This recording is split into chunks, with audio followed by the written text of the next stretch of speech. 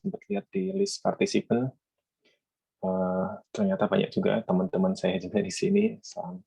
Salam sehat, semoga kita semua dijauhkan dari mara bahaya. Pagi ini, alhamdulillah kita masih diberikan kesempatan untuk bisa bergabung di sini untuk discuss, untuk sharing beberapa informasi yang mungkin akan berguna di pekerjaan Bapak Ibu sekalian. Untuk webinar kali ini, saya akan mengangkat tema sesuai yang diarahkan oleh Pak Danang mengenai autonomous vehicle atau vessel yang digunakan untuk pengukuran batimetri maupun hidrografi.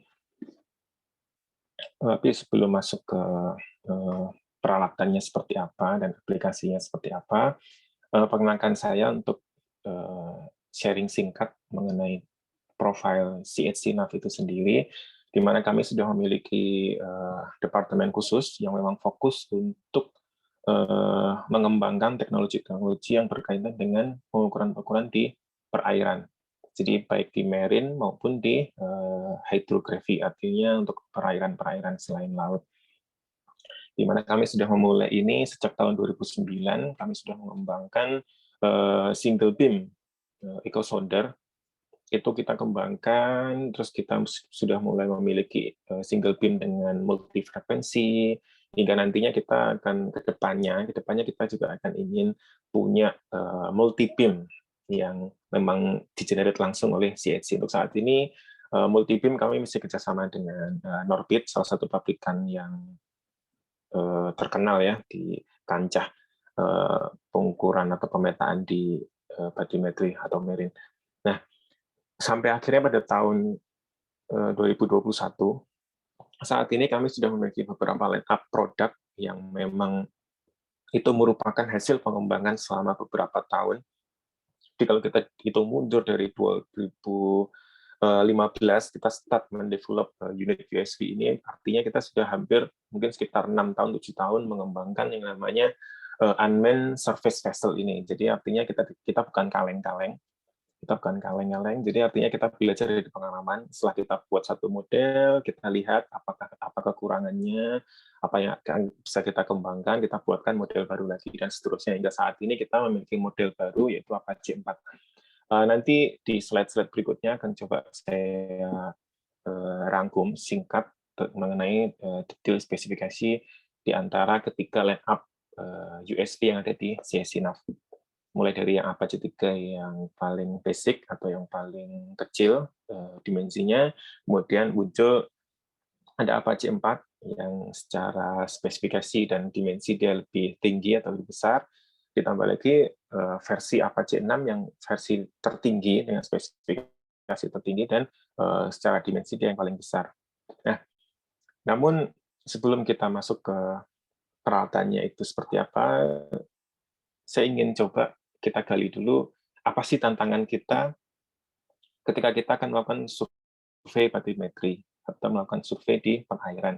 Nah, ini akan saya coba rangkum, ada beberapa case yang memang sudah kita analisis, yang sudah kita kaji sebegitu dalam oleh CHC NAV, sehingga CHC NAV bisa memproduksi sebuah produk yang memang bisa bersaing, reliable, dan dengan harga yang cukup reasonable lah. Saya bilang reasonable karena jika ini dibandingkan dengan unit-unit yang ya mohon maaf, misal kita merakit sendiri segala macam yang mungkin kapasitas kita dalam pengalaman pengukuran di batimetri masih terbilang kurang, otomatis pabrikan akan memberikan jaminan lebih pasti terhadap performance maupun kualitas data.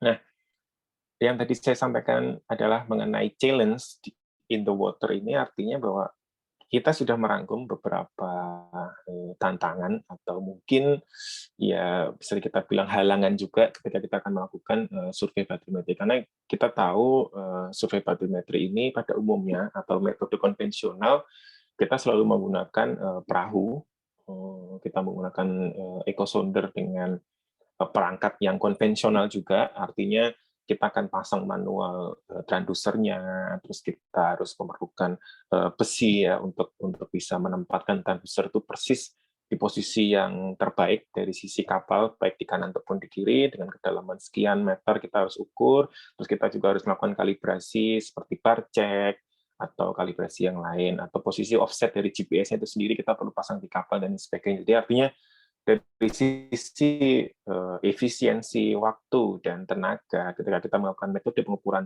konvensional itu ternyata memang cukup memakan waktu dan tenaga. Nah, disinilah USV solution ini menekan angka dari tenaga dan waktu itu. Jadi kenapa kita sebut cost effective dan portable, karena USV ini memang didesain sedemikian rupa untuk bisa memudahkan para usernya atau para surveyor yang ingin melakukan pengukuran batimetri. Nah, seperti apa? Kita langsung masuk ke challenge yang pertama.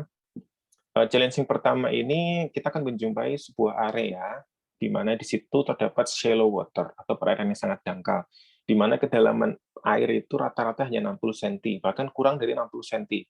Artinya kita bisa bayangkan kedalaman air tersebut tidak sampai 1 meter.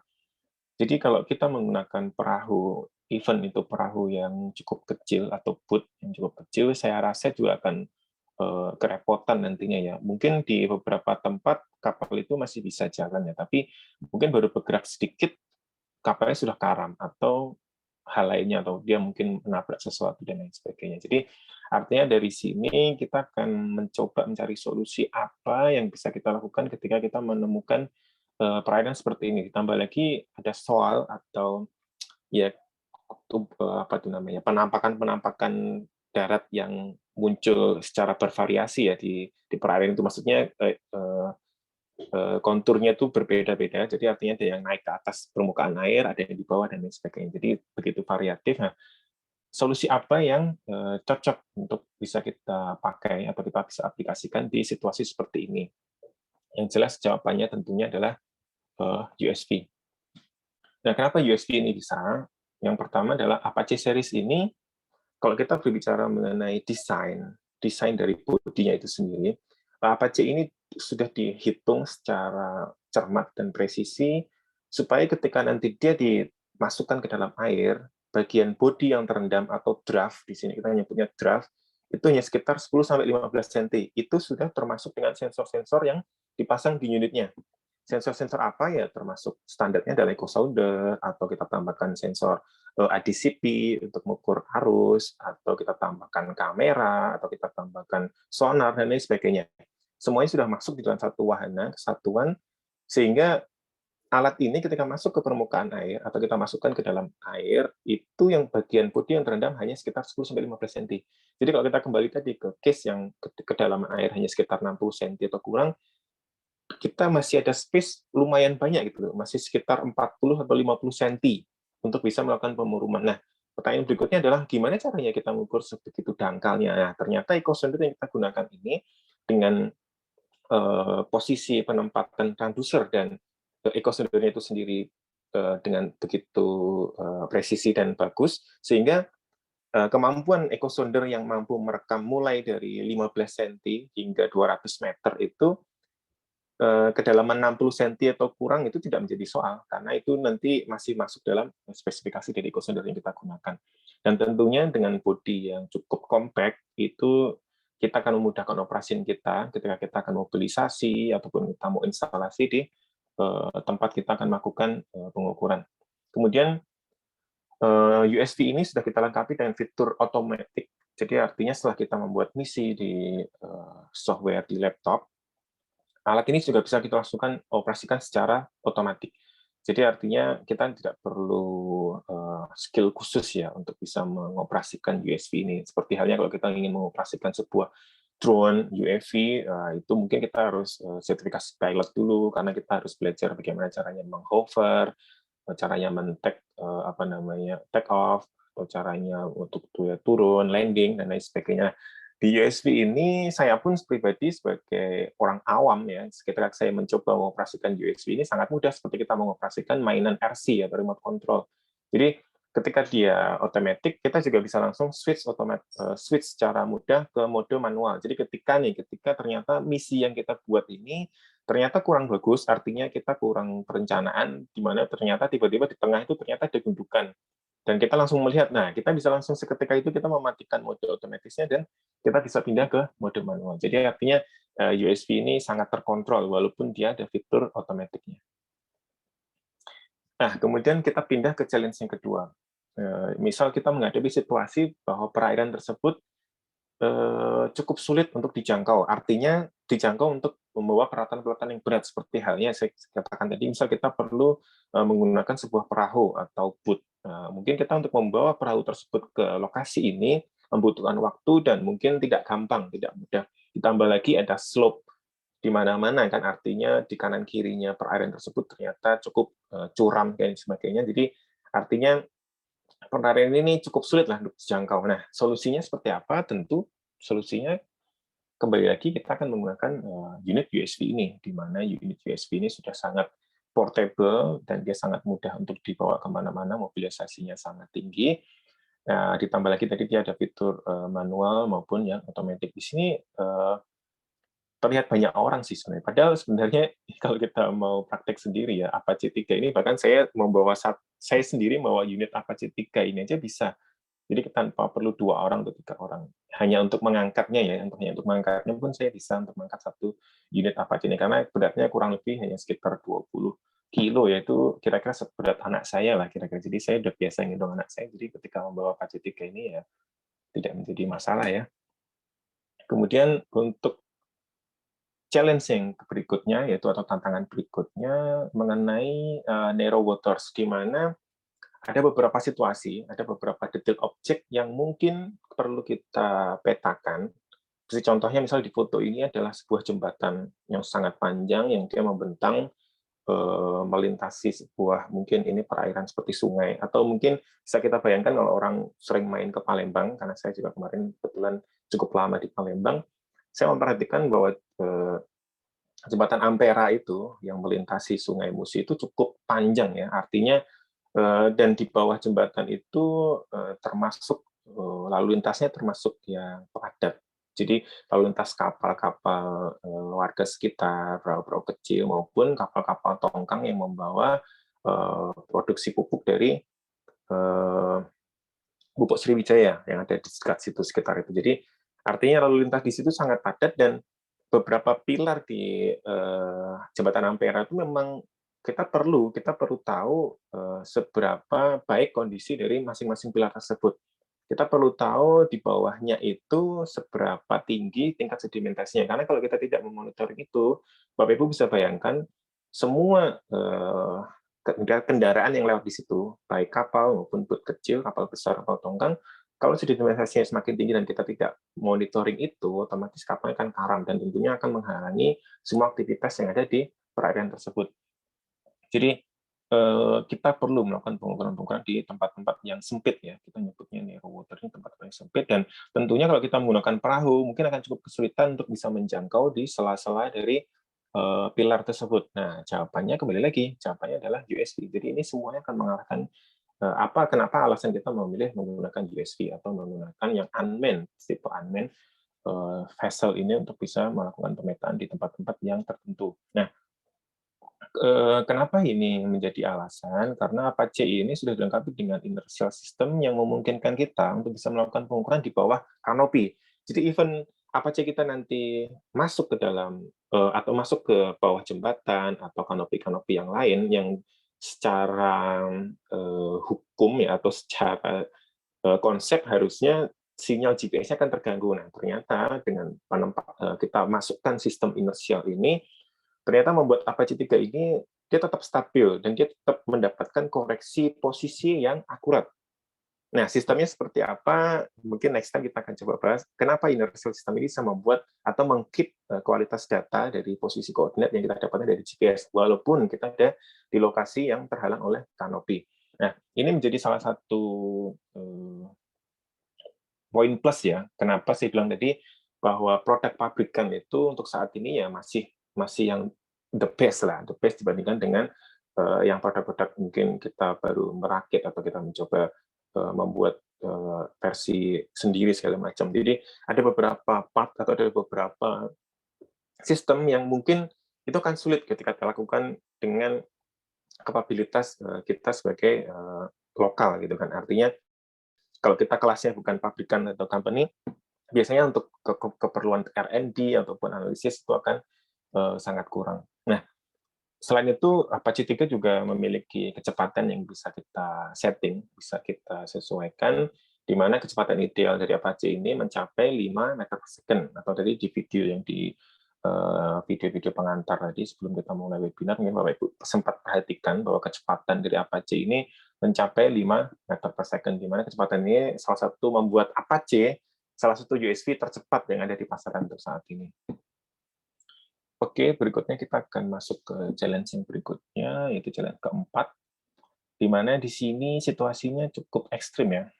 Kalau kita bisa lihat dari foto ini cukup ekstrim, jadi artinya terrain kanan kirinya itu cukup curam, terus kemudian juga di proyek itu ternyata kita dituntut untuk bisa menghasilkan data underwater dan data yang di sekitarnya, artinya lekukan-lekukan curam ini juga kita harus rekam. Nah, bagaimana cara melakukannya gitu kan? Kalau kita hanya menggunakan mungkin kita bisa menggunakan UAV dan LiDAR, mungkin kita hanya dapat di permukaan topografinya yang di atas permukaan air. Nah, bagaimana dengan data yang ada di bawah permukaan air? Ini seperti halnya kalau kemarin kita sempat ada customer ya, yang perusahaan tambang, di mana dia ada open pit mining yang ternyata setelah lama idle, muncul genangan ya mungkin karena hujan dan sebagainya, dan perusahaan juga ternyata masih memerlukan data kedalaman tersebut dan lain sebagainya, mungkin akan dilakukan sebuah pengembangan di situ dan lain sebagainya, kita akan perlu melakukan pengukuran di tempat-tempat seperti itu. Nah, tentunya kalau kita salah memilih metode maupun wahana yang akan kita gunakan, tentunya akan membahayakan dari sisi surveyornya maupun pekerjaan itu sendiri. Nah, jawabannya apa? Jawabannya kembali lagi bahwa USV ini akan bisa menjawab tantangan-tantangan yang ada di lapangan. Seperti halnya tadi, situasi yang cukup ekstrim, di mana kita dituntut untuk bisa melakukan pengukuran di tempat-tempat yang cukup curam dan susah untuk dijangkau, USV mungkin adalah salah satu jawabannya. Nah, tadi saya bilang bahwa ketika kita dituntut untuk bisa melakukan pengukuran di bawah air maupun di atas air, opsi yang paling memungkinkan sebenarnya adalah kita gunakan Apache 3 untuk mengukur di bawah air, untuk mengambil data di bawah air, kemudian untuk data yang di atas permukaan air, kita bisa menggunakan UAV dengan LiDAR atau quadcopter dan sebagainya.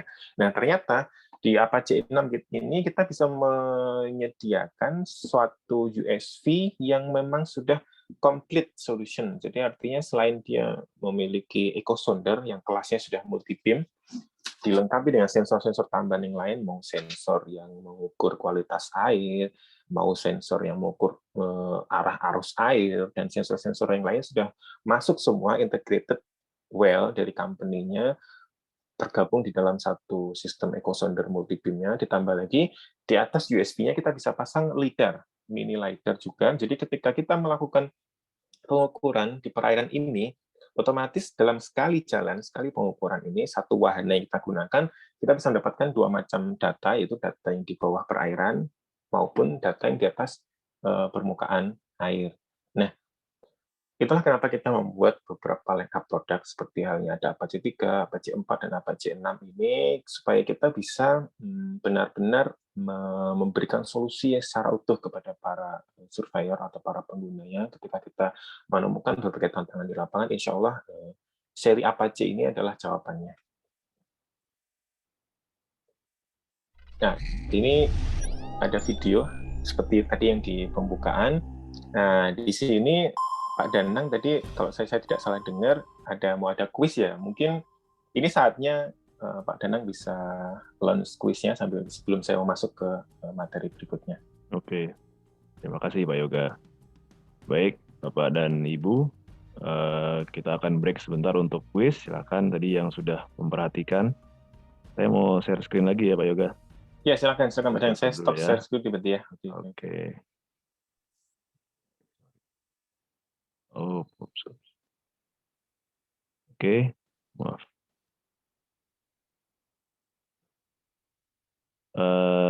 Oke, kuis yang pertama, ini satu pertanyaan dulu sebelum kita nanti lanjut ke materi berikutnya. Nah, caranya Bapak dan Ibu sekalian, silahkan untuk mengisi di kolom chat. Kita akan melihat siapa yang paling cepat dan paling awal. Tulis opsi jawabannya ya. Jadi ada A, B, dan C. Sebagai contoh, misalnya A. A jawabannya apa? Bapak dan Ibu ketik A, jawabannya A, B, C, D, E begitu. Atau A, bla bla bla. Itu silakan langsung diisi. Nah, siapa yang paling awal, kami dari tim panitia akan menentukan dan nanti akan langsung kami catat untuk nanti kita berikan hadiah voucher GoPay pada pagi hari ini. Baik, pertanyaan pertama, silakan diperhatikan apa kepanjangan dari USB. Baik, 1, 2, 3. Baik, A. Unmanned Surface Vehicle, B. Unmanned Surface Vessel, dan C. Unmanned Support Vehicle. Silakan yang menjawab. Wah, terima kasih. Banyak sekali yang Yang langsung jawab menjawab. D tadi, Pak Nah, Danang. jangan lupa ya, yang jawaban dinilai benar adalah jawaban yang menyebutkan abjadnya dan juga keterangan jawabannya. Jadi jawaban yang betul adalah B ya, Unmanned Surface Vessel. Nah, ini jawabnya ada yang menjawab Unmanned Surface tapi tidak menjawab hurufnya nih, mohon maaf. Jadi salah. A salah. Oke, wah, yang menjawab B tapi tidak ada teksnya, sayang sekali. Oke, Pak Egi Singgih, betul, Unmanned Surface. Wah, jawabnya B, tapi teksnya salah. Oh, maaf, Pak Egi. Yang benar adalah Bu Dea Al-Karim ya. Oke, selamat Bu Dea Al-Karim. Ini Unmanned Surface Vessel, jadi B, Unmanned Surface Vessel. Jawabannya hurufnya dan teksnya, itu yang kita minta. Baik, selamat Bu Dea Al-Karim. Selamat telah memenangkan kuis pertama kita. Oke, stay tune karena Pak Yoga akan melanjutkan materinya dan kita ada lagi kuis yang kedua dan ketiga. Silakan Pak Yoga. Oke, terima kasih Pak Danang. Saya kembali ke materi. Izin share screen lagi. Silakan.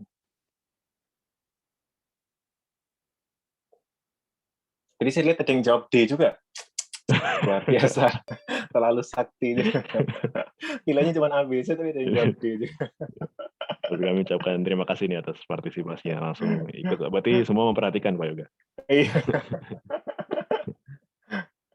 Oke, screen saya sudah mulai kelihatan lagi ya? Sudah kelihatan. Pak? Silakan Oke, di baik. full screen supaya terlihat. Oke. Oke, silakan. Bismillahirrahmanirrahim. Nah, setelah tadi kita membahas tantangan-tantangan atau aplikasi yang mungkin kita akan hadapi di lapangan, mungkin sekarang saya akan coba gali lebih dalam kenapa Apache ini menjadi jawaban. Nah, nanti di sini mungkin akan sedikit membosankan ya, karena di sini isinya spesifikasi. Biasanya sih begitu, biasanya membosankan. Nah, di Apache 3 ini tadi saya sempat sebutkan bahwa ini adalah unit USB CIC NAV yang paling kecil atau yang paling compact karena secara ukuran dimensi panjang dia hanya sekitar 1 meter, kurang lebih lah 1 meter. Jadi artinya unit ini bisa dibawa menggunakan mobil apapun saya pikir ya, bahkan even mobil Swift mau warna merah atau mau warna kuning atau warna biru itu pun masih muat asal jok belakangnya kita mungkin harus perlu kita lipat atau kita taruh saja di tengah jok tengah itu, baris tengah itu dengan posisi miring atau bagaimana. Jadi unit USB ini sangat portable dan mobilisasi tinggi ya. Walaupun even sebenarnya dari CSC NAV paket pembelian Apache 3 ini sudah dilengkapi dengan hard case. Ya, ukurannya cukup besar karena memang didesain supaya bisa melindungi unit Apache-nya itu sendiri. Jadi artinya ketika kita melakukan perjalanan jauh menggunakan pesawat dan sebagainya, unit kita akan tetap aman. Nah, tapi kenyataannya teman-teman surveyornya ternyata lebih senang kita men-take out Apache-nya dari hard case dan kita bisa langsung masukkan ke dalam mobil atau kendaraan kita. Dan beratnya pun total hanya sekitar 20 kilo tadi saya bilang. Jadi nggak terlalu berat lah. Artinya untuk satu orang aja mengangkat itu tidak menjadi masalah. Dan apa saja kelengkapan sensor yang disematkan di alat Apache 3 ini, standarnya adalah single beam echo sounder tipe D230. Ini adalah single beam yang memang dikembangkan sendiri oleh CHNAV dari tahun 2009 hingga sekarang. Terus kita juga melengkapi unit USB kita Apache 3 ini dengan kamera 360. Jadi artinya kita bisa melakukan monitoring secara real time. Jadi kita bisa langsung tahu apa saja yang terjadi di lapangan. Jadi ketika unit ini sudah sejauh 200 meter atau mungkin 300 meter kan kemungkinan besar kita tidak bisa melihat unit tersebut. Nah, kita bisa menggunakan kamera ini untuk bisa memantau apa yang ada di sana. Kemudian kita juga bisa melengkapi sensor tambahan yaitu AP2000 ini untuk bisa mengecek kualitas air ya, air konten. Ini opsional, jadi kita bisa sesuaikan dengan kebutuhan dari user. Kemudian spek berikutnya adalah ya standar, dia dilengkapi dengan modem-modem radio untuk bisa berkomunikasi dengan pilotnya, karena pilotnya ini kan menggunakan remote control yang berbasis sinyal radio. Jadi alat ini bisa dikontrol menggunakan radio dengan jarak standar yang paling basic itu ya kurang lebih 1 kilometer. Ditambah lagi nanti dengan kita dirikan base station, di paket mobil ini juga termasuk base station. Base station ini juga kita akan operasikan sebagai base yang bisa memancarkan koreksi RTK dengan metode radio juga. Jadi kenapa di sini, kalau mohon maaf saya tampilkan pointer. Nah, jadi di sini kalau Bapak Ibu bisa lihat, di sini ada 2 antena, karena ini yang satu sebagai kita sebut telemetri atau komunikasi dengan remote control-nya, yang satu untuk bisa menerima koreksi RTK dari base station.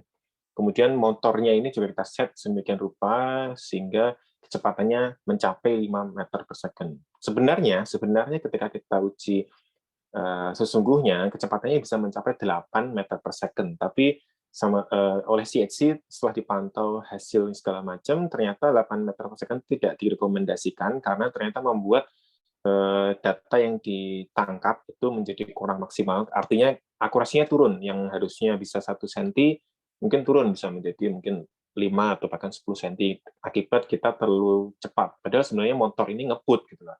Jadi kita sarankan kepada para pengguna Apache ini untuk menggunakan kecepatan maksimumnya sekitar 5 meter per second. Itu pun sebenarnya sudah sangat cepat. Ditambah lagi, Bapak Ibu bisa perhatikan, ini juga sering banget ada yang nanya, mesti ketika kita demo, ini corong apaan ya? Gitu kan, ini corong apa? Nah, ini corong ini sebenarnya di dalamnya ada sebuah sensor, yaitu sonic radar, di mana sonic radar ini dia akan memancarkan radar ke depan, ke arah depan, sehingga membantu Apache ini mengenali atau mendeteksi apakah ada halangan di depannya, hingga jarak sekitar 2 atau 3 meter lah kira-kira. Jadi sebelum tiba di halangan tersebut, Apache 3 ini akan langsung otomatis dia berhenti.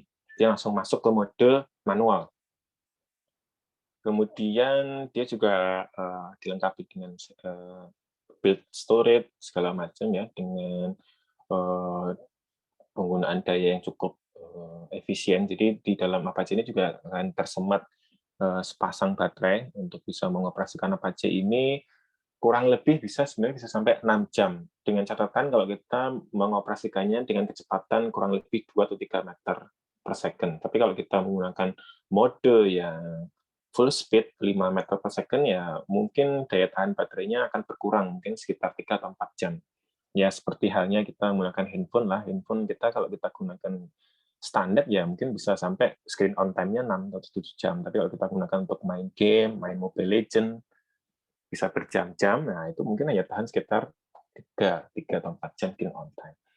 Mengenai motor lagi, jadi saya sudah sampaikan bahwa kecepatannya idealnya di sekitar 5 meter per second. Nah, Bapak Ibu bisa lihat di video betapa kencangnya Apache-nya, mungkin saya bisa play lagi yang belum lihat. Nah, seperti ini. Jadi even dia melawan arus atau dia menyeberang laut tegak lurus dengan arah arus, dia tetap masih stabil karena dia dilengkapi dengan sistem motornya ini sudah dilengkapi dengan sistem yang bisa mengadaptasi pergerakan air. Jadi artinya kita nanti dia kena gelombang dari sisi kanan, otomatis motor yang kiri atau yang kanan dia akan mengikuti, sehingga membuat kapalnya akan kembali lagi ke jalurnya. Begitu juga kalau ada gelombang dari sisi kiri, nanti motor yang kiri atau kanan dia akan menyesuaikan, sehingga akan membuat unit Apache 3 ini akan kembali ke jalurnya dengan benar. Nah, ini tadi yang saya sempat sampaikan bahwa kenapa Apache ini bisa kita operasikan di bawah kanopi, seperti di video tersebut. Jadi, itu antara permukaan air dan badan jembatan itu sendiri sangat sempit. Jadi saya ragu kalau kita menggunakan kapal atau boat akan cukup berisiko lah di situ ya. Takutnya kita kepentok, kan. Nah, kita akhirnya akan lebih nyaman kalau kita menggunakan Apache ini. Apalagi untuk bisa masuk ke sela-sela dari pilarnya itu otomatis Apache 3 akan memiliki peran yang sangat penting. Nah, di sinilah Apache menggunakan inertial sistemnya untuk bisa meng-keep atau bisa tetap menjaga akurasi ketika dia ada di bawah kanopi. Even dia sudah mulai kehilangan sinyal satelit. Nah, kemudian saya akan melompat ke seri Apache 6 atau seri yang paling tinggi, karena nanti akan saya simpan Apache 4 di belakang, karena Apache 4 ini kan baru ya. Biasanya sih lebih seru ngomongin mantan daripada kalau kita ngomongin gebetan. Oh enggak ya, sebaliknya ya. Nah, jadi Apache 6 ini adalah seri tertinggi dari USB HC Nav, di mana dia secara panjang, kalau Bapak Ibu tadi masih ingat, panjang dari Apache 3 itu hanya sekitar 1 meter. Nah, ini sekarang Apache 6 panjangnya hingga 1,8, nyaris hampir 2 meter. Jadi cukup panjang. Nah, kenapa dia cukup panjang? Karena tadi saya bilang bahwa Apache 6 ini bisa disematkan berbagai macam sensor, mulai dari echo sounder. Echo soundernya pun bisa yang single beam ataupun yang multi beam. Secara multi beam lebih besar, secara dimensi segala macam. Nah, multi beam ini juga bisa dilengkapi dengan sensor tambahan yang lain, ADCP dan lain sebagainya. Ada sensor yang tadi water quality, side scan sonar, bottom profiler dan lain sebagainya. Jadi berbagai macam sensor kita bisa sematkan di sini dengan total berat mungkin bisa mencapai 40 kg. Nah, ini tadi saya sempat sampaikan. Jadi ada beberapa sensor yang kita pasang, termasuk LiDAR. Jadi sangat lengkap. Jadi untuk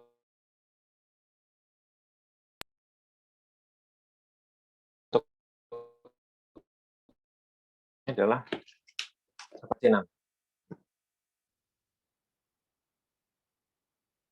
Pak Yoga, Halo Pak Hana, masih suara dengar suara saya? ya tadi agak putus sedikit Pak Yoga. Ya. Oke, silakan Pak. Ya, maaf, ada gangguan sedikit tadi. Oke, saya lanjut. Di Apache 6 ini kalau kita perhatikan, desain dari body dari Apache 6 ini dilengkapi dengan tambahan atau hull tambahan ya. Hull itu kan semacam artinya apa? Muatan ya, atau body ya, muatan. Jadi setiap kapal dari setiap USV versi Apache ini dia menggunakan kategori triple hull atau trimaran kalau di dalam perkapalan ya, kalau saya tidak salah sebut desain body yang menggunakan tiga badan sekaligus itu kita sebutnya sebagai trimaran atau triple hull. Nah, Apache 3, 4, dan 6 ini kita sama-sama menggunakan triple hull. Nah, bedanya kalau Apache 6 ini triple hull-nya lebih kelihatan karena sayapnya lebih besar di sayap kanan kirinya. Tapi nanti kalau Bapak perhatikan di foto-foto Apache 3, 4, dan 6 itu sama-sama memiliki sayap, walaupun yang 3 kecil, yang keempat juga kecil walaupun lebih besar, dan Apache 6 ini sayapnya yang paling besar. Terus kemudian echo sounder yang kita gunakan, tadi saya sempat sampaikan bahwa ini kita menggunakan produk Norbit. Ya, beberapa kawan sih yang biasa main di batimetri menyebutkan bahwa memang Norbit ini salah satu produk brand atau brand terbaik yang memproduksi multibeam. Artinya terbaik itu artinya secara value for money-nya akan lebih baik gitu dibandingkan dengan brand-brand yang lain. Mungkin brand-brand lain ada yang spesifikasinya lebih tinggi, performanya lebih bagus, tapi ternyata harganya selangit gitu kan. Nah, ternyata Norbit ini dia mampu menjaga harga tetap kompetitif dengan spesifikasi atau performance yang tidak kalah dengan harga-harga yang lebih tinggi. Nah, kemudian dari sisi keamanan, artinya bahwa unit ini kan kita bisa gunakan di perairan tawar, sungai, danau, dan lain sebagainya, atau kita bisa gunakan di perairan yang kategorinya sudah laut. Jadi pantai lah, kita nyebutnya pantai atau coastal area. Nah, di sini kita bisa memberikan salah satu fiturnya adalah material yang kita gunakan adalah material-material yang memang tahan terhadap korosif, karena memang kita tahu bahwa air laut itu sangat korosif.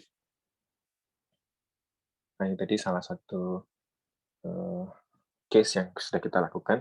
Nah, berikutnya sampai juga kita ke seri yang terbaru dari CHC-NAV untuk tipe USB ini, yaitu Apache 4. Apache 4 ini kalau ingin saya flashback lagi ya, sebenarnya dulu di awal-awal pengembangannya itu line up-nya adalah Apache 3, 5, dan 6. Jadi 3, 5, 6. Nah, seiring berjalannya waktu, CHC-NAV melihat bahwa kehadiran dari Apache 5 ini ternyata mungkin bisa dibilang nanggung ketika kita luncurkan 5 dan 6. Ternyata mereka terlalu dekat, spesifikasinya terlalu dekat. Jadi orang merasa bahwa ya ngapain kita beli Apache 5 yang lebih murah, tapi ternyata dia nggak bisa dilengkapi dengan sensor selengkap Apache 6 gitu kan. Padahal secara harga mereka nggak beda jauh. Ya, kenapa kita nggak langsung yang yang pilih yang versi ultimate gitu. Kalau kita milih handphone Samsung, ada Samsung S21 Ultra sama S21 Plus, ya kenapa kita nggak pilih yang Ultra sekalian gitu lah kira-kira. Jadi akhirnya CIC memutuskan untuk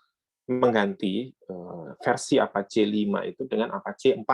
Karena dilihat Apache 4 ini akan bisa membackup kebutuhan-kebutuhan yang lebih low cost ya. Artinya ketika kita menggunakan Apache 3 ternyata sensornya ternyata kurang. Kita harus menggunakan sensor tambahan seperti ADCP, gitu kan, Automatic Doppler Current Profiler. Nah, kita akan jawabannya adalah kita perlu menggunakan yang Apache 4. Jadi Apache 4 ini seperti tipe upgrade dari Apache 3. Nah, seperti apa? Unitnya sama-sama portable, sama-sama compact, walaupun dia sebenarnya lebih panjang dibandingkan dengan Apache 3, yaitu hanya sekitar selisih 20 cm lah, sekitar kurang lebih sekitar 20 cm. Jadi artinya kita masukkan ke mobil pun masih muat. Jadi sangat memudahkan juga walaupun dia kategorinya lebih besar. Kenapa kok dia bisa lebih besar atau lebih panjang? Karena yang pertama, di dalam unit wahananya itu sendiri kita bisa sematkan satu sensor tambahan, yaitu sensor ADCP atau bisa bilang Automatic Doppler Current Profiler itu. Nah, ini ada beberapa pilihan tipe brand yang sudah bekerja sama dengan CIC Nav. Jadi ini kita sebutnya apa ya, OEM ya kalau tidak salah ya. Jadi CIC ini menggunakan beberapa brand third party karena memang CIC untuk saat ini belum bisa memproduksi sensor ini sendiri karena ini kan memerlukan sertifikasi dan lain-lain sebagainya yang sangat cukup rumit. Jadi CIC cukup menggunakan brand-brand yang sudah ada, yang sudah existing. Nah, ini menjadi opsional ketika nanti kita akan melakukan pembelian di paket Apache 4 ini. Nah, tadi saya bilang kenapa dia bisa lebih panjang 20 cm, salah satu alasannya adalah kita bisa lihat di sini secara struktur bodi atau konstruksi bodinya ini ada satu lubang tambahan lagi di sini di pointer saya ini. Jadi kalau Apache 3, lubang yang ini tidak ada. Jadi hanya ada lubang kecil di sini yang kita bisa sematkan satu transducer untuk echo soundernya. Nah, kalau di Apache 4 ini lubangnya kecil untuk transducer, lubang yang besar ini kita bisa sematkan sensor ADCP-nya. Jadi itulah kenapa Apache 4 ini secara dimensi dia lebih panjang sedikit karena untuk menempatkan sensor ADCP-nya. Nah, kemudian yang spesial lagi, Apache 4 ini memiliki kemampuan yang lebih baik ketika kita harus melawan arus atau kita harus berseberangan dengan arus. Nah, sebenarnya Apache 3 sudah cukup, seperti tadi di video-video kecil-kecil tadi kalau Bapak Ibu perhatikan, dia sebenarnya cukup kuat untuk bisa melawan arus itu. Cuma Apache 4 ini dengan bodi yang lebih besar dan howl atau sayap tambahan kanan kirinya yang lebih besar pula, itu membuat dia lebih stabil lagi dibandingkan dengan Apache 3. Makanya tadi saya sering bilang bahwa J4 ini adalah mode upgrade-nya dari Apache 3. Nah, ini seperti ini nanti pemasangan ADCP-nya, Bapak Ibu sekalian, ada di lokasi di depan echo sounder-nya. Jadi offset segala macam sudah dihitungkan dari pabrikan CIC. Jadi ketika nanti kita akan melakukan kalibrasi, itu kalibrasinya sudah by system ya, Bapak Ibu sekalian. Jadi kalau banyak pertanyaan mengenai kalibrasi Apache ini, kalibrasinya secara computerized, jadi artinya dia hanya berdasarkan sistem. Jadi nanti kapal ini akan kita operasikan beberapa waktu gitu untuk bisa ngecek hasil datanya seperti apa. Nah, itu proses kalibrasinya sangat mudah lah dilakukan oleh para surveyornya. Nah, mulai menjelang akhir dari presentasi saya, ini slide terakhir ya, insya Allah ini slide terakhir, ini saya tampilkan bahwa kalau dari tadi saya membahas Apache digunakan di sana ya, di luar negeri ya. Nah, bagaimana dengan yang di Indonesia gitu kan? Nah, ternyata kita sudah melakukan juga di beberapa tempat dan sebagainya dengan situasi kondisi lapangan yang mau baik yang ringan maupun yang berat. Nah, ini saya tampilkan ini ada salah satu area yang cukup berat bagi kami karena kita hanya menggunakan spesifikasi Apache 3, di mana Apache 3 ini kan sebenarnya ya secara hitam di atas putih kan kita sebutkan bahwa Apache 3 ini lebih cocok untuk di perairan-perairan yang cukup tenang, jadi artinya tidak ada arus yang ekstrim, jadi artinya gelombang air pun kalau bisa sih di bawah 0,5 meter dan lain sebagainya. Ternyata kita uji Apache 3 ini untuk melakukan pengukuran di area pantai dengan kondisi gelombang yang mencapai mungkin 1 meter atau 1 meter lebih, dia masih bisa beroperasi dengan baik Bapak Ibu sekalian. Jadi artinya ini di luar ekspektasi sebenarnya. Ini kan sebenarnya kita awal niatnya kan maksa ya, maksa. Budget kita hanya sekian gitu kan. Kalau kita punya budget sekian hanya bisa beli Apache 3, tapi kebutuhan kita harus mengukur di perairan seperti ini, gimana ya, bisa nggak gitu kan. Nah, sebenarnya jawabannya bisa gitu loh. kita mau maksain sedikit, kalau istilahnya CPU itu kita overclock gitu kan, kita kemampuannya kita naikkan, ya ternyata Apache 3 ini masih mampu memenuhi kebutuhan kita di situasi-situasi yang ekstrim. Jadi tantangannya nanti ketika di perairan seperti ini, yang pertama adalah tentunya air lautnya itu sendiri, korosifnya itu sendiri. Jadi tipsnya nanti ketika kita menggunakan Apache 3 ini yang versi basic ini, mungkin kita akan perlu ngelap unitnya ini lebih sering, karena ketika kita ngukur, selesai ngukur kita tidak lap atau tidak bersihkan, Bapak bisa bayangkan air laut itu sangat korosif gitu kan. Jadi artinya akan lebih cepat meninggalkan bercak di bodi dari Apache 3 itu sendiri. Jadi ada beberapa treatment atau maintenance khusus lah ketika kita akan memaksakan Apache 3 ini untuk bisa melakukan pengukuran di perairan. Nah, lalu bagaimana cara dia bisa menghadapi situasi gelombang yang cukup tinggi, 1 meter dan sebagainya. Salah satu tipsnya adalah kita bisa set kecepatan itu ya range-nya antara 2 atau 3 meter per second cukup.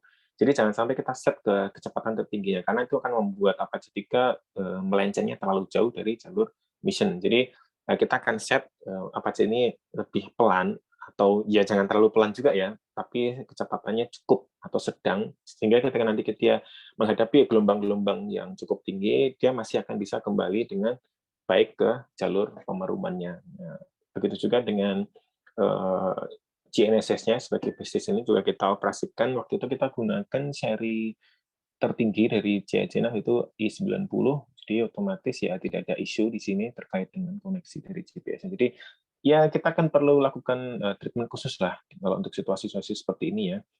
Apalagi kalau situasi laut ini kan yang berikutnya adalah tantangannya adalah karang. Nah, kita kemarin unit Apache kita ini juga sempat menghantam karang, jadi ya wajar lah ada baret-baret sedikit di bodinya, karena waktu itu kita ada miss. Ternyata memang kalau survei kategori pantai seperti ini, kita perlukan adanya survei pendahuluan dulu. Kita bisa menggunakan kapal kecil atau lain sebagainya, kita bisa melakukan survei pendahuluan lah, kita lihat cek, oh di sini aman lah, kira-kira karangnya tidak ada yang, karena karang ini kadang-kadang ada yang pinter, dia itu sembunyi persis tepat di batas permukaan airnya, jadi kita nggak bisa lihat ada karang atau enggak, padahal di situ ada karang gitu, persis dia mungkin bertampalan hanya sekitar 1-2 cm dari permukaan air, jadi nggak akan kelihatan gitu. Jadi ketika kita operasikan Apache ini ya sudah sangat berisiko memang ketika dilakukan di perairan seperti pantai ini.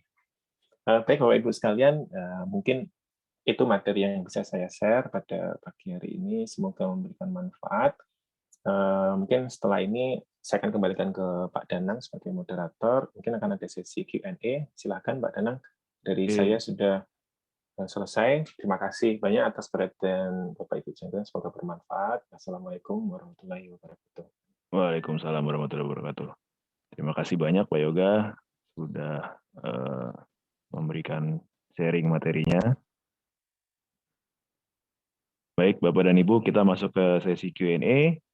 Silakan apabila ada yang ingin ditanyakan atau ada pertanyaan bisa masuk ke kolom chat, nanti akan kita bacakan untuk kita pilih. Oke. Baik Mas Yoga, mungkin ada pertanyaan yang japri ke saya langsung. Mas Yoga, pertanyaannya adalah di software pengolahan, bagaimana cara dalam proses pengolahan data dari USB Apache?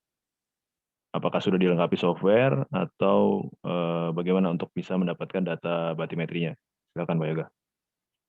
Baik, jadi dari sisi software tentunya dalam paket pembelian sudah pasti termasuk ya software. Jadi software-nya pada dasarnya standarnya ada 2 tipe, maksudnya saya 2 software, yaitu software Autoplanner dan Hydro Survey, di mana Autoplanner kita gunakan untuk membuat misi atau kita mengerin sebuah misi kita, kemudian data yang kita ambil atau kita rekam itu nanti kita akan copy, kita ambil dari unit USB-nya, kita kopikan ke laptop, kita bisa proses di Hydro Survey. Dari Hydro Survey ini kita akan mendapatkan data kedalaman, sehingga kita akan bisa mendapatkan model 3 dimensi, seperti halnya point cloud. Nah, nanti kita bisa buka itu lagi di software-software lain, misal kayak Global Mapper untuk ininya, untuk review dari datanya dan lain sebagainya. Jadi cukup simple sih sebenarnya dari sisi software. Oke, berarti sudah ada software untuk pengolahan data dan proses itu ya, termasuk pengendalian kapalnya juga sudah memang sudah sistem yang saling terintegrasi ya, Mas? Yes, betul Pak Danang. Oke, menurut kemudian ada saya. pertanyaan berikutnya lagi menanyakan mengenai Japrisa juga langsung nih, bagaimana dengan sistem controllingnya dari segi akurasi untuk datanya? Apakah menggunakan base station atau bagaimana?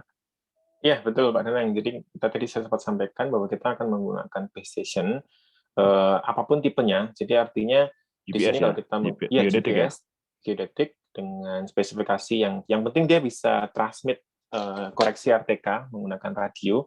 Nah, Hmm. di sini yang menjadi catatan penting bagi Bapak Ibu sekalian adalah alat Bapak mau CHC NAV atau produk brand dari yang lain, kita harus cek protokolnya karena di sini yang kita bisa gunakan tuh at least dia harus punya transparan minimal protokol yang kita bisa gunakan. Cuman memang lebih enaknya sih ya kalau satu brand kan nggak ada isu gitu kan, jadi artinya Oke.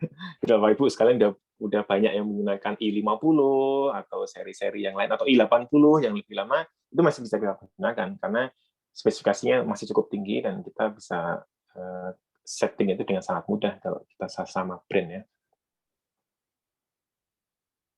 Oke, baik. Kemudian pertanyaan berikutnya dari Pak Heri nih. Estimasi harganya, Piro Pak? Oke. Nanti mungkin kita bisa Estimasinya kontak langsung Pak Heri untuk estimasi harganya. betul Tapi betul tentu Pak Danang dari lebih inilah lebih expert lah dalam tentu meramu dari harga itu kan Pak Danang lebih inilah. tentu dari Kalau tiga saya ini tiga. masih mentah lah, kalau saya ini kan Waduh. harganya masih mentah banget kan. Coba Mesti dari kurang tiga ini lah. tiga barang ini pasti ada depresiasi harga ya Pak Yoga ya. Maksudnya dari tiga tipe pasti ada plus minus termasuk juga dengan sensor yang dibawanya kan. Jadi, Betul, karena harganya ini sangat ini ya fleksibel, artinya hmm, sensor kita bisa pilih, kita bisa sesuaikan dengan kebutuhan, artinya harga juga akan mengikuti. ya, Ketika kita pilih sensor yang paling lengkap, paket paling lengkap, ya otomatis harganya yang paling lengkap juga gitu lah. ya. Thank you Pak. Baik, kemudian Pak Murabet, terima kasih pertanyaannya Pak. Bagaimana skema sertifikasi kalibrasi dan periodic maintenance-nya? Betul. Sertifikasi kalibrasi ini kita akan dapatkan di awal pembelian dari CSINAV. Jadi artinya sebelum unit kita dikirim dari CSINAV, otomatis akan dikalibrasi dan kita akan diberikan sertifikasi tersebut dan nanti kita akan diberikan sebuah metode untuk bisa melakukan maintenance secara rutin. Jadi artinya dalam kurun waktu katakan misal 6 bulan atau dalam 1 tahun, apa yang perlu kita lakukan untuk bisa memastikan unit USB kita tetap prima performance-nya gitu lah kira-kira. Jadi CICNAV nanti akan memberikan semua paket itu, even itu berupa after sales services. Oke, jadi ada paket tersendiri ya untuk pengecekan alat, refresh training lagi, termasuk itu ya Pak Yoga ya? Iya, Dan betul oke, Pak Danang. oke, semoga menjawab ya Pak Murabet. Kemudian Pak Only, Pak Irman dari Metana ya, pertanyaannya banyak sekali nih, tapi menarik. Ini pertanyaan umum nih yang sering kita temui di lapangan nih. Nah, bagaimana jika kita ngukur di area yang banyak enceng gondoknya nih? Ya pasti musuhnya blade ya, musuhnya baling-baling. Terus yang kedua, apakah bisa dioperasikan secara manual? Yang ketiga, pada pengukuran sungai untuk setting kira-kira seperti apa ya? Karena jalurnya berbelok dan terkadang ada batuan di tengah sungai. Nah, ini pertanyaan Pak Irman dari Metana nih. Saya rasa pertanyaan yang umum banget yang kita ingin temukan. Silakan Mas Yoga. Ya, jadi untuk yang kaitannya terkait tadi ya gangguan-gangguan seperti tanaman di dalam perairan itu memang CSC sudah melakukan analisis di situ sehingga dia membuat propellernya itu di pintu masuk air masuk ke propellernya itu kita sediakan semacam cover ya, jadi untuk bisa melindungi propeller itu dari gangguan-gangguan seperti halnya eceng gondok tadi. Tapi memang kalau semisal enceng gondoknya yang sudah berusia mungkin puluhan tahun yang udah gemuk-gemuk itu ya mungkin akan berat juga menghalangi itu kan. Dan kalau kita ngomongin gangguan-gangguan yang ya mungkin hanya rumput-rumput kecil-kecil ya itu nggak jadi masalah sih karena insya Allah cover itu bisa mampu menahan semua objek yang akan masuk ke propeller sehingga propellernya akan tetap berjalan dengan baik. Kalaupun ternyata itu nanti masuk unit USB-nya ini akan bisa mendeteksi itu dan dia akan seketika dia akan melakukan semacam apa ya tanda atau notifikasi bahwa dia ada gangguan, dia langsung berhenti dari misinya. Nah, nanti kita akan perlu switch ke mode manual, kita akan coba bawa USB itu, kita akan minggir dulu, kita cek ada apa di situ. Jadi dari misi itu nanti dia akan memberikan notifikasi ketika ada gangguan. Terus kemudian untuk pemetaan di sungai yang mungkin cukup berkelok ya, mungkin saran Berarti ini, kami tetap kita akan ini ya manual jadi modenya. menjawab juga di pertanyaannya kan, dioperasikan secara manual bisa ya berarti? Antara Bisa, manual dan bisa, bisa otomatis. Pak Danang. Ya. Betul. Jadi modenya kita akan sediakan automatic maupun yang manual. Jadi ini sebenarnya supaya ketika melakukan misi secara otomatis, ketika ada halangan atau apapun, kita bisa langsung segera take over gitu loh. Maksudnya kita bisa langsung, kita bisa kendalikan supaya alat kita aman. Walaupun dia sudah dilengkapi dengan sensor sonar tadi ya, sonic sonar tadi yang bisa mendeteksi objek di depannya dia sehingga menghindari tabrakan. Oke, ini pertanyaan banyak sekali nih, mohon maaf, tapi tidak semua. Semoga tadi menjawab ya. Ya, Dari semoga sih, semoga. Oke. Kemudian pertanyaan lagi, bagaimana jika sudah memiliki alat tersebut, tetapi orang baru yang tidak punya basic dasar dalam pengolahan data dan pengguna alat, apakah ada training lanjutan? Betul, betul. Insya Allah nanti dari tim kita DataScript ini sudah inilah, sudah mantap lah. Jadi ketika nanti masalah silakan kontak Pak Danang, nanti Pak Danang juga akan langsung mengarahkan tim teknisnya, nanti insya Allah saya juga akan mendampingi secara intens, jadi artinya entah itu nanti kita perlu di remote langsung oleh CAC atau kita cukup menggunakan tim lokal segala macam untuk men-solve semua permasalahan di lapangan, insya Allah itu bisa terselesaikan lah dengan secepat-cepatnya lah, insya Allah. Oke, baik. Berarti ada komitmen dari CAC dan DataScript ya untuk betul, training dan juga after sales-nya. Lalu apabila Apache 3 ini dilakukan pengukuran di sungai dari Pak Afradon Aditya, apakah mungkinkan USV tetap berjalan sesuai dengan jalur yang dibuat meskipun loss dengan ground control sistemnya? Oh, ini mungkin maksudnya ketika mengukur, kemudian vegetasinya tinggi, loss control dari base-nya. Apakah dia akan, mungkin kalau drone itu kan auto return ya, dia balik ke base, atau dia akan gimana nih, Pak Yoga? Kalau dia loss control. Sebenarnya kalau yang kejadian kemarin itu yang pernah kita alami itu sebenarnya di laptop itu terlihat loss control, tapi sebenarnya enggak, dia masih terkoneksi. Jadi artinya memang jalur komunikasinya ini kan antara laptop, istilahnya kita sebutnya GCS-nya ya kalau kita pengukuran UAV itu ada GCS-nya, ada unit drone-nya atau USV-nya, ada unit telemetrinya. Nah, di sini koneksi antara GCS, telemetri dan drone ini kita hanya bisa ngontrol ketika telemetri ini masih terhubung ke laptopnya. Jadi artinya kadang-kadang memang terjadi ini sih gangguan signal ya. Apalagi kalau kita ngukurnya kemarin tuh kita pernah coba di deket ya kayak kebetulan di situ ada kayak semacam sutet ya, tapi semacam itu terganggu memang itu terganggu. Jadi ketika nanti di laptop ternyata dibilang loss nih ya, misal loss itu belum tentu sebenarnya, itu belum tentu karena kita lihat USB-nya masih berjalan bahwa telemetrinya masih jalan sebenarnya. Cuman memang beberapa hal yang terjadi di lapangan itu tadi kita terganggu situasi di situ ada banyak pemancar dan sebagainya itu biasanya akan memungkinkan Pak Danang. Jadi ketika itu benar-benar hilang atau ini kita jadi beneran nih, misal telemetrinya benar-benar putus, ya kan, misal short lain hal itu USB-nya dia akan otomatis berhenti dan dia akan langsung berhenti misi dan dia akan langsung return to home sama seperti halnya kalau kita menggunakan UAV drone ya. Iya, mirip sekali lah, hampir nggak ada bedanya sebenarnya. Dan juga dilengkapi dengan remote control ya, jadi sebenarnya alternatifnya user bisa saja operator mendekati dengan remote jika memang ada alat bantu kita untuk take back lagi si kapalnya. Betul Pak Danang. Betul. Baik, kemudian terakhir nih, saya ambil dari Pak Nasihun ya Pak. Terima kasih Pak. Apakah ada sensornya untuk menghindari tabrakan? Silakan Pak Yoga. Iya, jadi saya sempat sampaikan bahwa itu dilengkapi dengan sonar sensor. Jadi yang seperti corong di depan tadi ya. Kalau awalnya saya kira itu apa ya, itu apakah corong untuk apa? Apakah dia bisa mengeluarkan suara? Siapa tahu kan dia bisa komunikasi, hey Siri, hey gitu kan. Ternyata enggak, itu adalah corong untuk memancarkan sonar gitu loh. Jadi ketika sonar dipancarkan dengan jarak sekitar kurang lebih mungkin 2 atau 3 meter itu dia bisa mendeteksi objek yang ada di depan apa aja. Seketika dia akan berhenti. Dan dia akan memberikan notifikasi di software bahwa ada halangan di depan itu gitu. Misal kita sudah bikin misi nih, ternyata surveyornya bikin misinya terlalu terlalu offside istilahnya, dia terlalu mepet dengan pinggiran bantaran sungai misal. Nah, sudah USB nanti kan dia otomatis mendeteksi sekitar mungkin 3 atau 4 meter sebelum tiba di lokasi dia langsung berhenti otomatis. Oke. Ini sebenarnya ada pertanyaan lain teman menarik juga nih sih kalau sayang juga nih untuk di skip nih. Pak Bangkit juga menanyakan nih. Misalnya tertinggal di ruang kapal terkena lumpur, lambat laun akan korosif. Bagaimana maintenance standarnya? Oke, ini tadi sudah dijawab singkat ya. Emang pembersihannya harus rutin ya, gitu ya Pak Yoga ya? Betul, betul, harus rutin. Jadi ada maintenance khusus untuk situasi-situasi yang ekstrim ya. Otomatis sebenarnya materi yang kita gunakan sebenarnya kan sudah anti korosif segala macam ya. Cuman memang kalau air laut itu memang agak ini ya, agak agresif gitu ya. Kalau saya bilang agresif. Jadi kalaupun kita sudah sekat itu dengan karet dan segala macam, ternyata air itu masih bisa masuk loh. Jadi bahkan even partikel-partikel kecilnya, mungkin kayak uap airnya itu bisa masuk ke dalam Iya, beberapa komponen itu. Nah, itu kita kenapa tadi saya bilang diperlukan setelah kita melakukan pengukuran, mau kita harus lap, mau yang di bagian luar maupun yang di bagian dalam. Karena uap dari air laut, apalagi kalau kita melakukan pengukuran di situasi yang panas ya, misal jam-jam 11, jam-jam 12 itu otomatis kan banyak uap air tuh di sekitaran situ. Artinya banyak lembab gitu kan, artinya iya. tinggi uap air. Nah, itu sangat memungkinkan ya uap-uap air laut yang korosif itu bisa masuk ke sela-sela komponen-komponen part itu. Jadi diperlukan sekali maintenance yang lebih inilah, lebih lebih Hmm, sering. ya.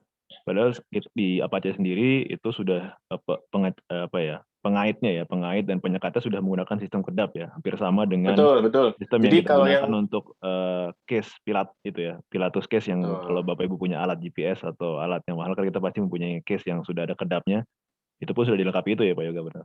Betul. Tapi sebenarnya Pak Danang, Hmm, kayak misal case yang kemarin saya cerita di foto itu ya, kita kan iya, memaksakan Apache 3 yang spesifikasinya sebenarnya basic, kita ah, taruh di lingkungan yang ekstrim, laut iya, atau pantai. Nah, pantai. itu tadi kejadiannya, bahwa kita harus melakukan maintenance. Tapi seandainya terpaksa nih kita, Pak Danang, kita ini budgetnya terbatas, hanya bisa beli Apache 3, Hmm, tapi nanti kita akan gunakan itu di pantai. Nah, nanti kita bisa coba request, kita akan sesuaikan harganya, insya Allah sih nggak terlalu ini ya. Kita bisa sesuaikan bahannya nanti full menggunakan fiber. Jadi artinya ya, kita nggak perlu lagi menggunakan cat-cat yang aneh-aneh gitu, maksudnya yang warna-warna gitu. Benar-benar full karbon. Jadi kalau karbon saya pikir jauh akan lebih kuat ya lebih kuat. untuk menghadapi korosi dari air laut. Ya. Oke, ini ada pertanyaan menarik nih dari Pak Murabet nih. Lagi ya, safety regulation di job site. Bagaimana cara mendapatkan lisensi operator atau pilot USV yang bersertifikat layak dan aman? Wah, ini kayaknya mesti kerjasama kita dengan asosiasi ini, Pak Yoga. Betul, betul, betul. Tapi at least Pak Danang yang kita bisa lakukan untuk saat ini, Ya, mungkin secara internal dari CAC bisa memberikan sertifikasi itu. Jadi karena sebenarnya CAC ini bisa memonitor secara online ya. Jadi kayak kemarin kita demo pun di lapangan itu ya betul. kita selalu pantau secara Ya, online gitu loh. Jadi ya, CAC NAV-nya itu sendiri juga akan remote. Jadi dia tahu apa yang kita lakukan ini sudah benar atau belum segala macam. Nah, dari situ sebenarnya kita bisa melakukan sebuah sesi atau training atau kita bikin sertifikasi secara internal kita ya. Jadi at least para surveyor yang melakukan pembelian unit ini dia sudah akan memiliki sertifikasi dari pabrikannya atau CSI pabrikannya. NAV-nya. Nah, Betul. jadi dari situ misal kita mau gabung dengan asosiasi untuk mendapatkan sertifikasi seperti halnya pilot drone segala macam ya Ya, itu langkah selanjutnya ya, itu langkah ya. selanjutnya. Untuk kita harap ini mungkin komunitas yang hadir di webinar kali ini bisa menjadi starting nih, komunitas awal untuk Ya, betul, betul asosiasi Pak Danang. pengguna drone USV ya. Siapa tahu nih cita-cita kita, Pak Yoga. Betul, betul. Betul Seperti sekali. dulu Menarik, menarik. kita juga pernah bergabung di asosiasi pilot drone juga sama tuh, mulai dari beberapa orang sekarang menjadi luas dan bahkan sertifikasinya sudah nasional. Ya, semoga saja kita bisa memulai untuk user-user yang mau menggunakan USB. Terakhir Ya, nih betul. Pak Yoga, mumpung masih ada waktu, Pak Iputu Suyasa, masih Pak Putu, selamat siang. Bagaimana jika pengukuran dilaksanakan pada pantai dengan kondisi gelombang tinggi dan seberapa besar pengaruhnya gelombang terhadap akurasi hasil? Nah, ini tadi mungkin Pak Yoga cerita dari segi gelombang untuk asistensi kapal, tapi sekarang bagaimana gelombang mempengaruhi datanya nih, Pak? Ya, betul Pak Danang. Jadi di USV ini yang sudah kita praktekkan di beberapa pekan kemarin, timnya Pak Danang juga mungkin sempat gabung. Ya, Jadi betul. USV ini ketika dia terhantam gelombang, dia otomatis kan keluar tuh dari jalur pemeruman yang seharusnya atau jalur Hmm, misinya itu keluar. Nah, itu nanti data yang terekam di situ kita bisa set apakah itu datanya direkam atau enggak. Itu kita bisa set. Jadi artinya ketika nanti dia keluar, sistem dari software ini otomatis akan memerintahkan USV-nya untuk stop merekam hmm, sampai dia kembali ke jalur misinya kembali. Ini seperti halnya kalau kita menggunakan drone. Setahu saya sih ya, sekarang udah standar sekali ya. Drone itu hmm, kalau dia misal terkena angin keluar dari jalur misinya, dia otomatis atau bahkan dia hanya sekedar belok untuk ganti ke jalur penerbangan berikutnya itu pas beloknya itu biasanya kita bisa set juga di software-nya itu untuk oke, setiap kali kamu belok atau kamu keluar dari jalur misi, kamu jangan merekam gitu lah kira-kira supaya mengurangi data-data yang kurang valid atau yang kurang bagus gitu loh. Nah, ini sama USB juga akan ada mode seperti itu, ada fitur seperti itu ketika nanti USB ini terhantam atau dia agak bergeser dari misinya, kita bisa set bahwa jangan merekam gitu, dia otomatis bisa langsung stop. Tapi ketika nanti dia kembali ke jalur misinya, dia juga otomatis juga akan menyalakan perekamannya kembali, seperti itu, Mbak Danang. Oke, terima kasih Pak Yoga atas jawaban. Semoga sekali lagi menjawab dan kami mohon maaf jika semua pertanyaan tidak bisa kita angkat dan juga mungkin jawabannya juga singkat karena masalah waktu. Tapi kami berharap ini bukan menjadi pertemuan kita yang terakhir, tapi menjadi awal. Kita bisa diskusi lagi setelah ini. Mungkin Bapak Ibu menemukan beberapa case yang berbeda juga di lapangan atau pemetaan batimetri atau hidrografisnya juga challenge-nya berbeda seperti yang sudah disampaikan Pak Yoga, mungkin berbeda, ada yang shallow water, ada yang mungkin perairannya lebih tinggi arusnya dan sebagainya. Feel free untuk nanti discuss dengan kita sangat terbuka. Saya akan share nanti di akhir acara beberapa kontak person dari kita yang bisa dihubungi. Siapa tahu kita bisa lakukan secara lebih one-to-one meeting ya, tidak secara webinar tapi secara one-to-one mungkin bisa lebih intens discuss dengan Bapak Ibu sekalian. Oke, terakhir nih, kita mau masuk ke kuis yang kedua. Ini tadi kuis pertama udah. Nah, siap-siap ya, Bapak dan Ibu sekalian, peserta yang masih join ini kami sangat berapresiasi sekali karena ini stay-nya cukup banyak nih yang stay.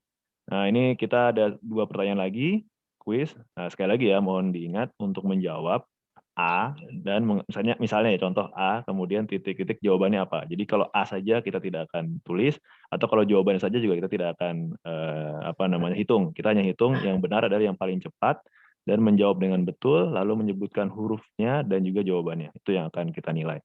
Baik, siap-siap. Sudah ada yang jawab tuh Pak Danang. Waduh. Sudah ada yang jawab. Ada berapa tipe USB?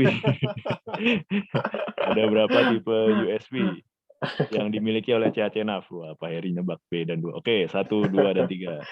Nah, A, 2 tipe, Apache 3 dan Apache 4. B, 3 tipe, Apache 3, Apache 4, dan Apache 6 ya. Kemudian C, 1 tipe, Apache 3. Nah, ingat, yang kita nilai yang menjawab dengan betul dan hurufnya dijawab betul. Ini cuma B3 aja nih. Wah, ini kurang lengkap nih. Harusnya disebutkan semua. Oh, kepanjangan kali Pak Danang. Wah, itu challenge-nya Pak. Itu challenge-nya Pak. Kalau dijawabnya cuma B3 aja tuh yang menang gampang. Oke, terima kasih. Selamat buat Pak Adi Prabowo nih dari kita, Pak Adi Prabowo. B, 3 tipe Apache 3 tulis semua. Nah, ini yang kita apresiasi sekali. Pak Adi Prabowo, selamat. Nanti kita akan kontak Pak Adi untuk mendapatkan hadiah voucher GoPay. Lumayan untuk makan siang. Oke, terakhir ya, kuis ketiga. Siap-siap. Pertanyaannya adalah, tadi Pak Yoga sudah sampaikan, kalau memperhatikan di slide pasti bisa menjawab nih. Untuk menyeimbangkan USB dan membuat USB bisa bekerja stabil di area yang berarus atau environment yang cukup berat, maka USB Apache ini didesain ya, dilengkapi dengan sayap. Nah, sayapnya ini dinamakan apa? Penyamaan sayapnya. Oke. Tadi udah betul tuh. A, triple hull, B, triple signal, atau C, triple engine. Ya, betul. Jawabannya A, triple hull. Ini pemenangnya sama kayaknya. Oke, saya berikan kepada Pak Nasrul Abrianto. Selamat ya, Pak Nasrul Abrianto menjawab betul triple hull. Selamat, Pak Nasrul. Oke, kita sudah dapatkan 2 pemenang nih, Pak Adi 3 tadi total ya, Pak Dea, Pak Adi Prabowo, dan Pak Nasrul. Selamat, nanti kita akan kontak ketiganya untuk kita transfer GoPay-nya. Oke, Bapak dan Ibu, kami ucapkan banyak terima kasih.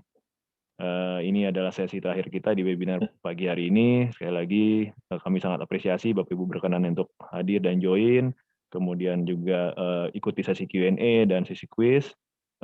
Kami sangat berharap kita semua dalam kondisi sehat, dan bagi yang sedang kurang sehat, kami harapkan bisa segera pulih kembali dan tetap menjaga protokol kesehatan 5M ya, dan juga semoga pandemi ini bisa segera berakhir dan kita bisa berinteraksi langsung nih, tidak hanya via webinar ya, karena kalau Apache ini ya banyak orang harusnya ngelihat langsung, dia harus mencoba trial langsung seperti apa kerjanya, bagaimana sistemnya, karena alatnya sendiri itu sangat menarik. kita punya dilengkapi dengan remote, kemudian sistem controlling-nya dan sistem otomatiknya. Jadi kalau nggak hands-on, tidak mencoba langsung pasti tidak bisa mendapatkan feel-nya ya. Bagaimana meng-capture data dengan cepat dan mudah dengan Apache. Oke, terakhir silakan nanti apabila ada yang pemenang kuis, tadi saya sudah catat sih, nanti saya akan hubungi.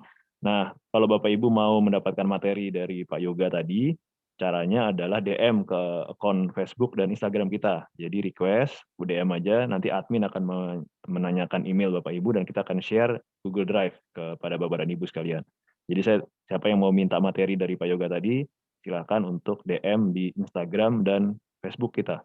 Instagram kita di Datascape Surveying dan Facebook kita di Datascape Surveying juga. Silakan typing aja di IG Datascape Surveying, di Facebook juga. Nanti chat aja ke admin akan menjawab dan akan nanti memberikan link Google Drive untuk mendapatkan materi pagi hari ini.